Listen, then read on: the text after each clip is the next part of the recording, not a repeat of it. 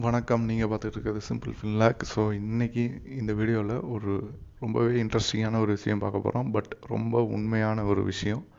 அதாவது லாஸ்ட் 1 இயரில் எல்லாருமே மியூச்சுவல் ஃபண்ட்னாலே பயப்படுவாங்க. லாஸ் ஆயிரும் ஸ்டாக் மார்க்கெட்டு ஷேர் மார்க்கெட் அப்படின்னா பயப்படுவாங்க. பட் லாஸ்ட் 1 இயரில் இன்வெஸ்ட் பண்ணவங்களுக்கு 65% மேலே ரிட்டர்ன்ஸ் கொடுத்த கம்பெனிஸ் தான் பார்க்குறோம். 4 கம்பெனிஸ் இருக்குது.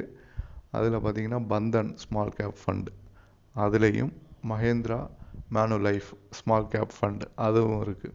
இது ரெண்டுமே 71%, 67%. ஸோ அந்தளவு கொடுத்துருக்கு. Quant small cap fund, quant எப்போவுமே ஒரு ஸ்மால் கேப் ஃபண்டில் நல்லாவே இருக்கும். 65% ரிட்டர்ன் கொடுத்துருக்கு. அதே மாதிரி ஐடிஐ ஸ்மால் கேப் ஃபண்ட் அதுவும் 65% ரிட்டர்ன் கொடுத்துருக்கு. ஸோ 1 இயரில் இவ்வளோ பெரிய ரிட்டர்ன்ஸுங்கிறது மிகப்பெரிய விஷயம். பட் இதை வச்சுக்கிட்டு எல்லோரும் உடனே போய் ஸ்மால் கேப் ஃபண்டில் இந்த கம்பெனிஸில் இன்வெஸ்ட் பண்ணணுன்னு அவசியம் இல்லை. உங்கள் ஓன் ரிசர்ச் பண்ணி பண்ணுங்கள்.